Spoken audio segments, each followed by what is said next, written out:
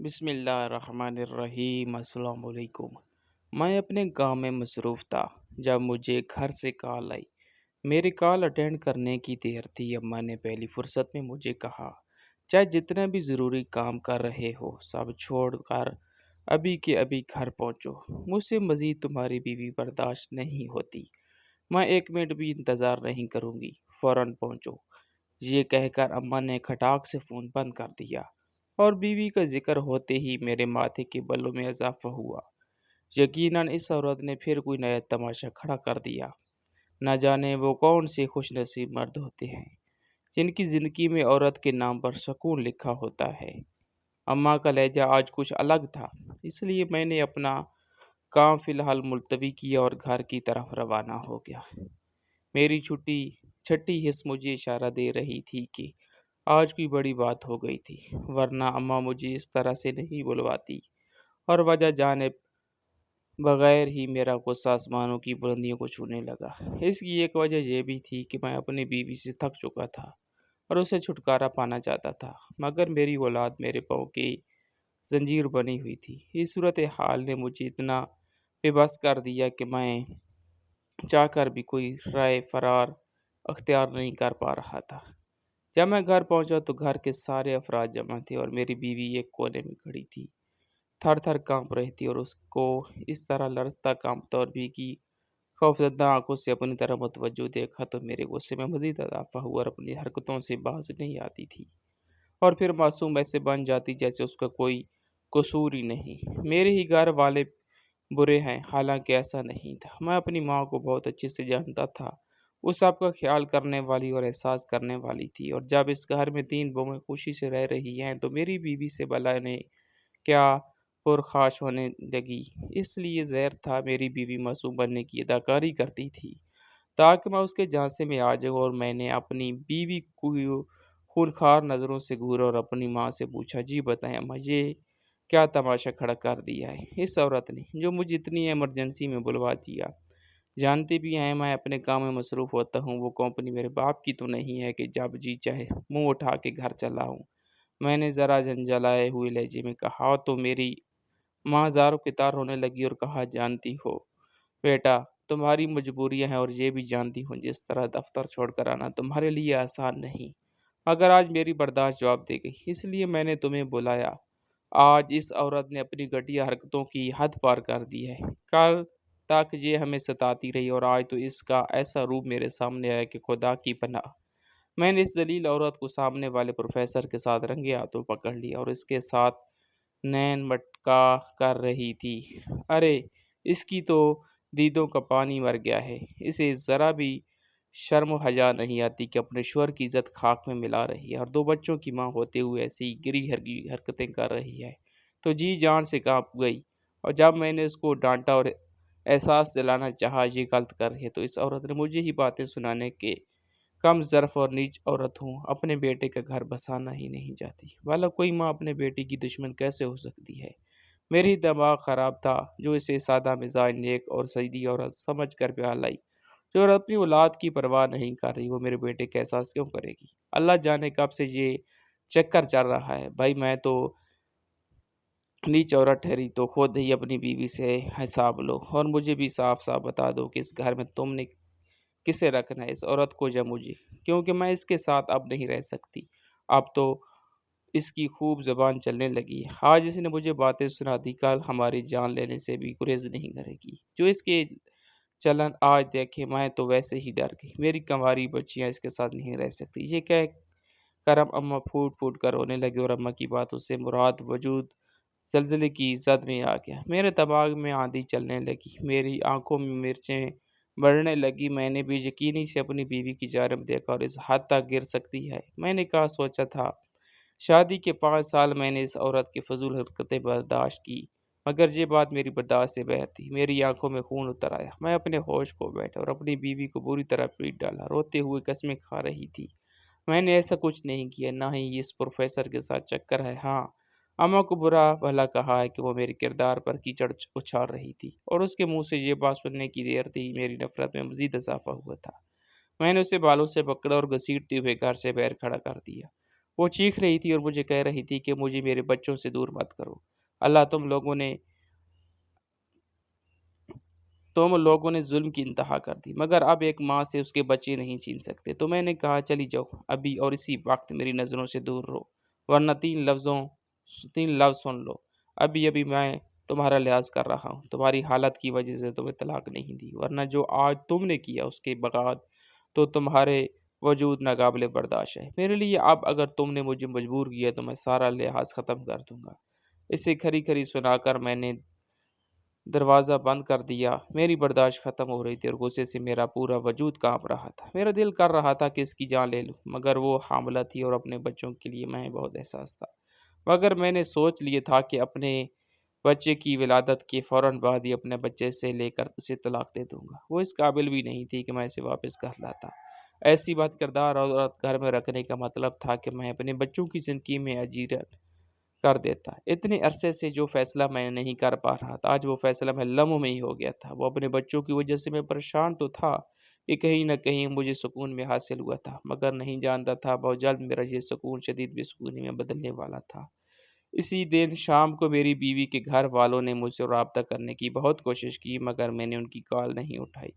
میں جانتا تھا وہ مجھے میری بیوی کی حالت کا بتا کر احساس دلانے کی کوشش کریں گے اور چاہیں گے کہ میں اسے واپس گھر لے آؤں، کیونکہ میری بیوی کے میکے میں بھی جگہ نہیں تھی، مگر اب ایسا ممکن نہیں تھا۔ میں نے اماں جان کو بھی سختی سے کہہ دیا تھا نہ تو ان لوگوں سے ملاقات کرنے کی کوشش کرے، نہ ہی مجھ سے کوئی امید رکھنا کہ میں اب اس کو گھر لاؤں۔ وہ عورت میری طرف سے فارغ تھی، میں بس اپنے بچے کی پیدائش کا انتظار کر رہا تھا۔ میں اب دن رات اپنے کام میں مصروف رہتا، جس کام میں زیادہ سے زیادہ ٹائم دینا چاہتا تھا اس کا مجھے موقع مل گیا تھا۔ بچے میں نے اپنی ماں کے حوالے کیے ہوئے تھے، بظاہر تو سب ٹھیک تھا، مگر ایک ماہ کے بعد ہی مجھے اندازہ ہونے لگا کہ جو گھر والے میری فکر میں ہلکان رہتے تھے، اب انہیں گھر والوں کو میرا کام کرتے ہوئے اور میرے بچے سنبھالتے ہوئے بہت مسئلہ ہوتا تھا۔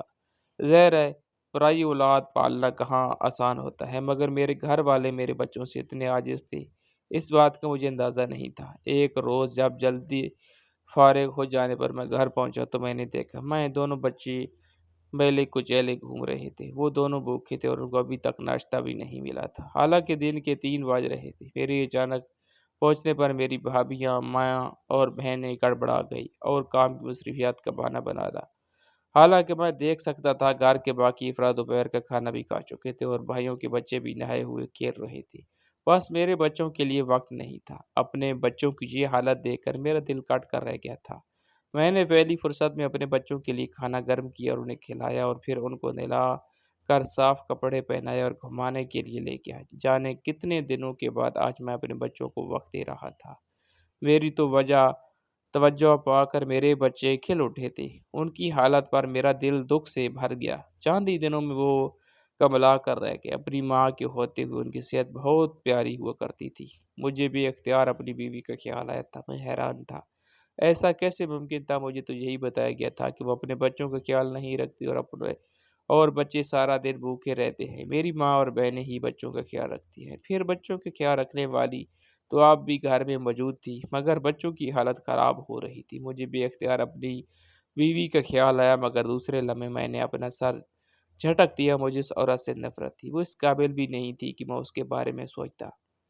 ہو سکتا ہے واقعی آج میری ماں بہنیں کسی کام میں مصروف ہوں۔ میں نے اپنے دل کو جھوٹی تسلی دینا چاہیے، حالانکہ میرا دماغ یہ بات ماننے کو تیار نہیں تھا۔ وقت پر لگا کر اڑ رہا تھا اور اب میں اپنے بچوں کی طرف توجہ دینے لگا تو دھیرے دھیرے مجھ پر ساری حقیقتیں کھلنے لگی، جنہیں جان کر میرا دل عجیب دکھ میں مبتلا ہو رہا تھا۔ پھر میں نے جلد سے جلد دوسری شادی کرنے کا سوچا، جس کا ارادہ میں بہت پہلے بنا چکا تھا، اور ایک لڑکی بھی پسند کر لی تھی جو میرے آفس میں کام کرتی تھی۔ مجھے یقین تھا وہ میرے گھر کو جنت بنا دے گی اور میرے بچوں کو بھی سنبھالے گی۔ اپنے منصوبے کو پورا کرنے کے لیے میں نے دن رات ایک کر دیے۔ وہ لڑکی بھی شادی کے لیے تیار تھی، مگر اس سے پہلے ایک حادثہ ہو گیا اور اس حادثے نے میری آنکھیں کھول کر رکھ دی۔ حقیقت اتنی بھیانک تھی کہ میں خود سے نظریں نہیں ملا پا رہا تھا۔ شادی سے ایک ہفتہ پہلے ہی آفس جاتے ہوئے میری گاڑی کا ایکسیڈنٹ ہو گیا۔ وہ ایکسیڈنٹ اتنا شدید تھا کہ میری دونوں ٹانگیں ٹوٹ گئی، مجھے بہت گہرے زخم لگے تھے، میری حالت تشویشناک تھی۔ وہ دن بعد اللہ اللہ کر کے میری کچھ حالت سنبھلی تو مجھے یہ بھیانک انکشاف ہوا کہ میں دونوں ٹانگوں سے معذور ہو چکا تھا۔ میں نے شہر کی بہترین ڈاکٹروں سے اپنا علاج کرانے کی کوشش کی، مگر سب کا یہی کہنا تھا کہ فی الحال میں اس قابل نہیں تھا کہ میری ٹانگوں کا علاج ہو سکے۔ بعد میں بھی شاید میں اپنی ٹانگوں پر چل سکوں، وگرنہ زیادہ تر چانسز یہی تھے کہ میں ہمیشہ کے لیے معذور ہو چکا تھا، اور میری معذوری نے مجھے کہیں کا نہیں چھوڑا تھا۔ مجھ پر میری زندگی تنگ پڑ گئی۔ میرا دل کر رہا تھا زمین پھٹے اور میں اس میں سما جاؤں۔ شرمندگی اور تکلیف سے میرا برا حال تھا۔ جانے انجانے میں میں اتنی بڑی بھول کر بیٹھا، جب جن اپنوں کے لیے میں نے اپنا آوار دیا وہی اپنے ہی میرے دشمن نکلے تھے۔ جس لڑکی کو میں وفا کا پیکر سمجھتا تھا، میری معذوری کو دیکھ کر وہ لڑکی بھی منہ موڑ گئی، کیونکہ معذور ہونے کی وجہ سے میری نوکری بھی چلی گئی۔ میرا بہت دل دکھا، مگر میں اللہ کا شکر ادا کر رہا تھا۔ مجھ پر حقیقت کھل گئی، اور جو سرپرائز میں اسے دینا چاہتا تھا اس سے پہلے ہی میں نے اپنا اصل روح مجھے دکھایا۔ میں مکمل طور پر اپنے گھر والوں کے لیے رحم و کرم پر آ گیا۔ میری دیکھ بھال، علاج معالجہ سب کچھ میرے بھائی کرنے لگے، تو چند ہی دنوں میں ان کی بس ہو گئی۔ وہ بہانے بہانے سے اپنی کمائی کا رونا روتے مجھ سے جان چھڑانے لگے، اور بستر پر ہونے کی وجہ سے اب میں سارا دن گھر ہوتا تو میں اپنے بچوں کی حالت بھی دیکھ لی تھی۔ اپنی ماں بہنوں کا پیار بھی صرف 2 مہینے میں ہی ختم ہو گیا۔ وہ سب مجھ سے تھک گئے، اور پھر ایک روز میری ماں نے مجھے کہہ دیا، شمع کو بلوا لو، وہی تمہاری دیکھ بھال کرے گی اور بچوں کو بھی سنبھالے گی۔ مجھ سے تو اب نہیں سنبھالتے۔ اتنی بھی بری نہیں تھی، بس میں بھی باتوں میں آ گئی اور خام کا اس لڑکی کو گھر سے نکلوا دیا۔ آج ہوتی تو تمہارا خیال خود رکھتی۔ اماں کی بات سن کر میرا دل تھا وہ گہرائیوں میں جا گرا۔ کتنی آسانی سے انہوں نے کہہ دیا کہ بس باتوں میں آ گئی اور اب وہی تمہارا خیال رکھے گی۔ مجھے چپ لگ گئی تھی، میں کچھ بولنے کی پوزیشن میں نہیں تھا۔ وقت گزرنے لگا، اماں نے میری دونوں بہنوں کی شادی کر دی اور بھائی بھی ہیلے بہانوں سے الگ گھر میں شفٹ ہونے لگے۔ تب سب سے چھوٹے بھائی کی بیوی نے جانے سے پہلے مجھے ساری حقیقت بتائی تو میری ہوش اڑ گئے۔ شمع کے ساتھ گزرا ہوا وقت یاد آنے لگا تو میں شرم سے پانی پانی ہو گیا۔ شمع خوبصورت تھی، مگر اس کی سادگی، کم تعلیم اور خاموش رہنے کی وجہ سے وہ میرے دل میں جگہ نہیں بنا پائی۔ اماں جو اسے بہت شوق سے بیاہ لائی، شادی کے چند دن بعد ہی اس کی برائیاں کرنے لگی، اور میں جو پہلے ہی جیسے تیسے اسے برداشت کر رہا تھا، اماں کی باتوں میں آ گیا اور اپنی بیوی پر ظلم کے پہاڑ توڑ دیے۔ جب بھی اماں شکایت لگاتی، میں شمع سے اس بات کی تصدیق نہیں کرتا، بلکہ اس کو بہت باتیں سناتا اور اکثر اوقات تو اس پر ہاتھ بھی اٹھاتا تھا۔ پھر دھیرے دھیرے شکایتیں بڑھنے لگی اور اماں کے ساتھ میرے باقی گھر والوں نے بھی اس کی عیب گروانے شروع کر دیے۔ وہ پھوڑ تھی، بدسلیقہ تھی، اسے کھانا بنانا نہیں آتا تھا، بچے پیدا ہوئے ان کو بھی نہیں سنبھالتی تھی، بلکہ سارا دن بستر توڑتی تھی۔ میرے آفس کی لڑکی تھی، شکل اتنی پیاری نہیں تھی، مگر خود کو سجا سنوار کر رکھتی تھی تو کمال لگتی تھی۔ اس کو بات بنانے کا طریقہ آتا تھا، اور جب ہمارے درمیان بات چیت بڑھی تو اکثر میرے لیے کھانا بنا کر لانے لگی۔ اس کے ہاتھ میں بہت ذائقہ تھا، وہ کھانا کھا کر مجھے بہت مزہ آتا اور دل میں خواہش جاگتی، کاش مجھے ایسے ذائقے دار کھانے بنانے والی عورت مل جائے۔ اور پھر میری یہ خواہش پوری ہو گئی، وہ لڑکی مجھ میں دلچسپی لینے لگی، میں بھی سکون اور محبت کا ترسا ہوا تھا۔ اس لڑکی کی سنگت میں مجھے سکون ملنے لگا تو ہم نے شادی کا ارادہ کر لیا۔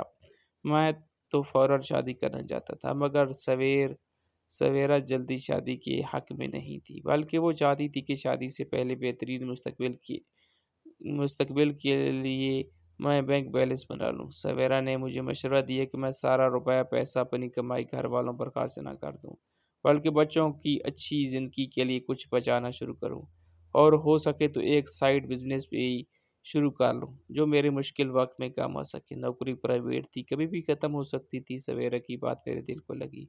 میں نے سویرا کے سامنے تو بات کی حامی نہیں بھری، البتہ خود اس مشورے پر عمل کرنا شروع کر دیا۔ میں نے سوچ لیا تھا کہ میں سویرا کو شادی کے بعد یہ سرپرائز دوں گا کہ میں نے اس کی خوشی کی خاطر اپنا کاروبار جما لیا ہے۔ گھر میں تو میرا مزاج ہر وقت بگڑا رہتا تھا، شمع کو دیکھتے ہی میرا موڈ پوری طرح خراب ہو جاتا۔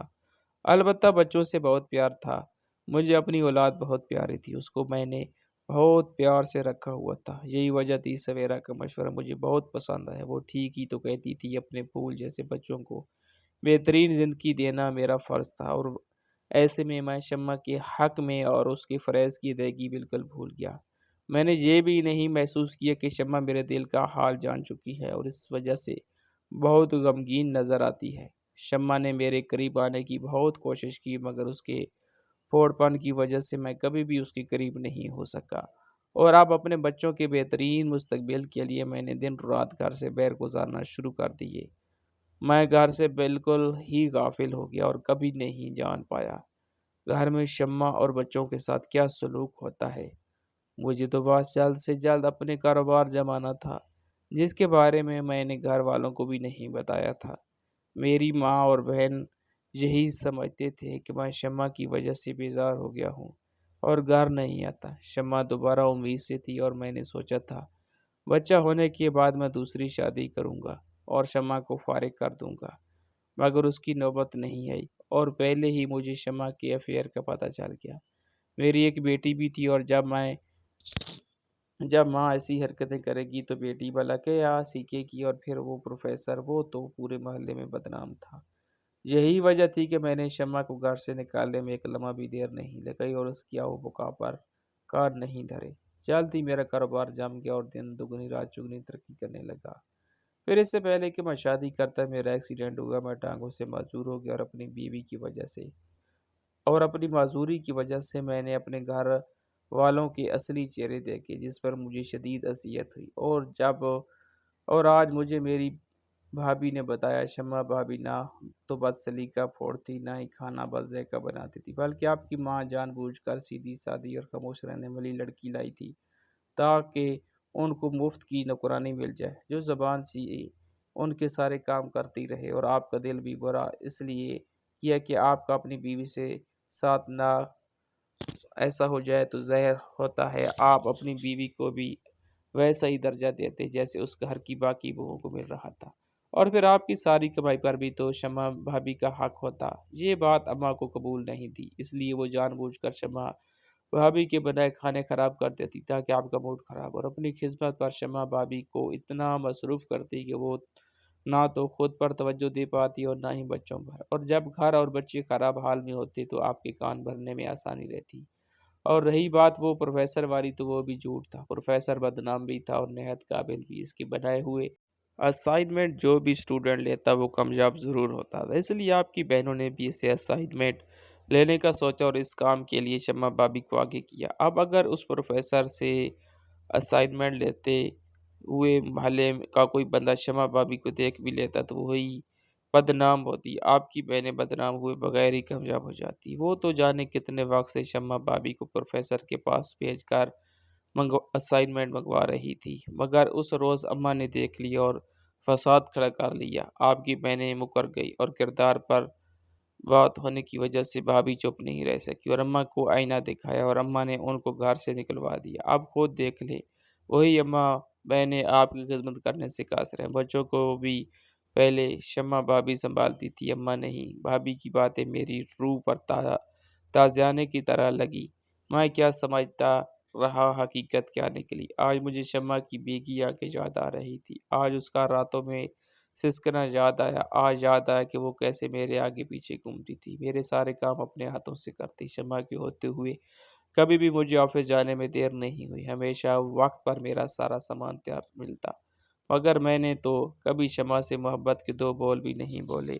شادی کے بعد شاید میرا اس سے دل لگ جاتا جو اگر اماں اس کے خلاف مجھے بدظن نہ کرتی، مگر سچائی یہی تھی کہ میری ماں کو اپنے بیٹے کی کمائی اور ایک عدد ملازمات چاہیے تھی۔ آج جب میری نوکرانی ختم ہوئی تو اماں کو میری ساتھ رہنے میں مسئلہ ہونے لگا۔ بہنوں کو بھی شادی کر دی، کہیں ان کے لیے رکھا پیسہ میری ذات پر خرچ نہ ہو جائے۔ اب جب میری آنکھوں سے پردہ ہٹا تھا تو اماں کی ساری سازشیں سمجھ آنے لگی۔ میں نے کبھی نہیں سوچا تھا میری ماں میرے ساتھ اتنا بڑا ظلم کرے گی۔ میں تو اپنی ماں اور اپنی بہنوں کی خاطر اپنی زندگی خراب کر لی، اور بدلے میں مجھے یہ صلہ ملا، ان سب نے مل کر میرا گھر خراب کر دیا، اور میں جو سمجھتا تھا وہ سب مجھ سے محبت کرتے ہیں اور میری عزت کرتے ہیں۔ آج پتہ چلا تھا میرے پیسوں سے میری عزت تھی، اپنے کاروبار کو خفیہ رکھنے کا فائدہ ہوا تاکہ مجھ پر سب کی حقیقتیں کھل گئی۔ پھر میں نے اماں کو کہہ دیا اگر آپ چھوٹے راشد ساتھ رہنا چاہتی ہیں تو چلی جائیں، میں شمع کو گھر لے آؤں گا۔ میں نے بمشکل اپنا غم اور غصہ کو دبا کر اماں سے بات کی، جو بھی تھا وہ میری ماں تھی اور ان کا احترام مجھ پر واجب تھا۔ میرے کہنے کی دیر تھی، اماں نے فوراً بوری بستر سمیٹے اور بھائی کے گھر روانہ ہو گئی۔ اس کے بعد میں نے شمع کو بھائیوں سے رابطہ کیا اور ان سے گزارش کی کہ وہ شمع کو گھر لے آئیں۔ بچے اس کے بغیر بہت پریشان اور اداس ہے۔ میرے فون کرنے کی دیر تھی، اسی روز شمع کے بھائیوں نے اسے میرے گھر پہنچا دیا۔ اور ایک بار پھر بے زبان شمع میرے سامنے موجود تھی، اس کی آنکھوں میں ویرانیاں اتری ہوئی تھی۔ اس نے مجھ سے کوئی گلہ نہیں کیا، اپنے بچوں کو پا کر وہ پھوٹ پھوٹ کر روئی۔ اس کے بعد اس نے اپنے آنسو پونچھ لیے اور چپ چاپ گھر کے کاموں میں لگ گئی۔